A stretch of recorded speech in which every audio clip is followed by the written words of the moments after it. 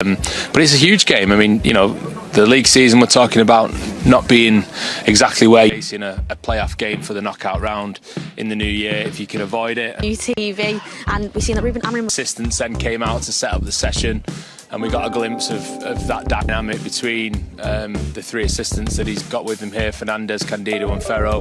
We're still learning about all these people, aren't we? New faces, new roles, new dynamics. So yeah, to witness that. And now Darren Fletcher's out here too. We've got Andreas Jorgensen, the other first team coach as well. So yeah, it's a rare opportunity to see training, isn't it? But especially under the new manager, it's the first opportunity many of the media have had to see exactly how that works. It is, and it's a new system that we were obviously getting used to at Ipswich. We were both there. I mean, we got to see a little idea, as what Ruben called it. There was an idea there, wasn't there? There was an idea. You could see it. You could see, obviously, especially from the midfield front, the fact that there was a lot more of an aggression that was there that you wanted in this system. What did you make of it?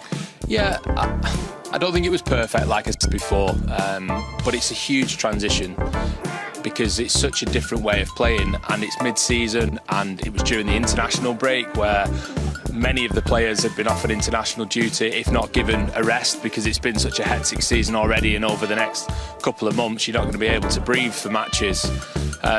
So like I say, yeah, not perfect. Dallo gave me an insight afterwards into what it's been like trying to get up to speed with it. He has played wing back before, like he did at Portman Road for Portugal. He's done it a couple of times for United as well, not often though.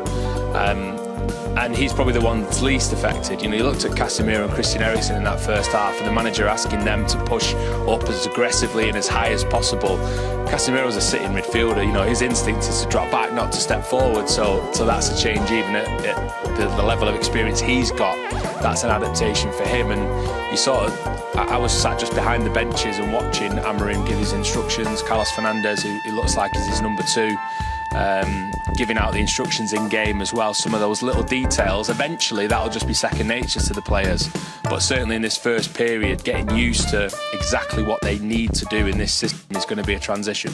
It will, and for RUBEN AMORIM, obviously he has to make sure that every single player gets the opportunities now to see who could best fit this system that he's wanting to implement here.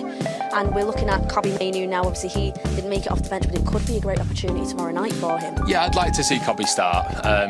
It'd be good to see him back in the team for a start, but I'd also like to see how he operates in a midfield four, really. You know, you look at the two sitting players and the two number 10s that were quite narrow in the Ipswich game. If the system's similar to that, which I expect it will be, I think it could suit Kobbie to have more players around him to interact with, not being asked to do as much of the sort of physical covering like he was doing when he was playing deep in Erik Ten Hag's system.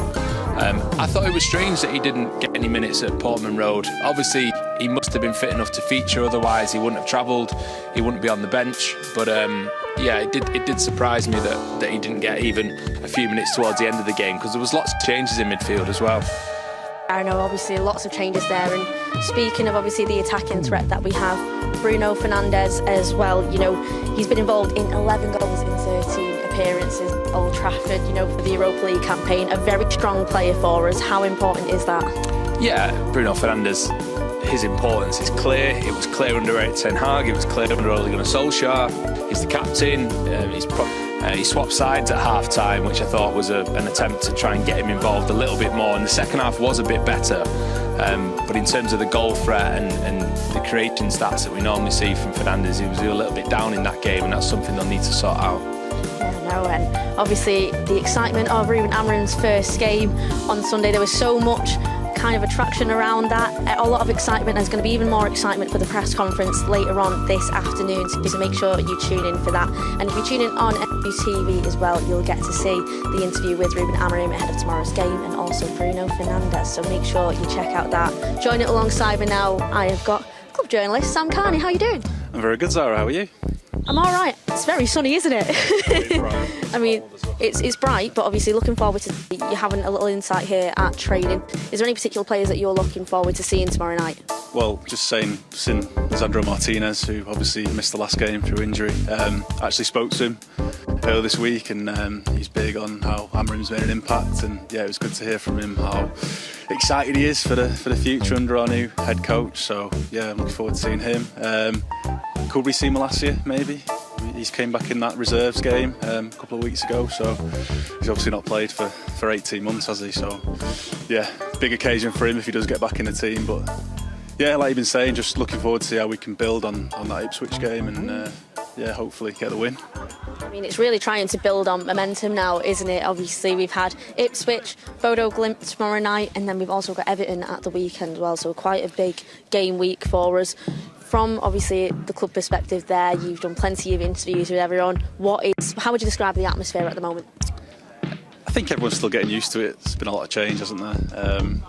Obviously had the international break, so we've not had many training sessions all together, so I think we're still looking and seeing what Ruben can do with his team. But just saying to Ian before, I think these next 2 games now, I don't think you could ask for 2 better games. Obviously home in front of our own fans. I think BODO Glimt are going to come out and try and attack us. I think that's the way they play. They're a very attacking team, 4-3-3. I think Everton will be the opposite of that. I think they'll sit back. So 2 different challenges. But yeah, just looking forward to seeing how we tackle it and any differences really.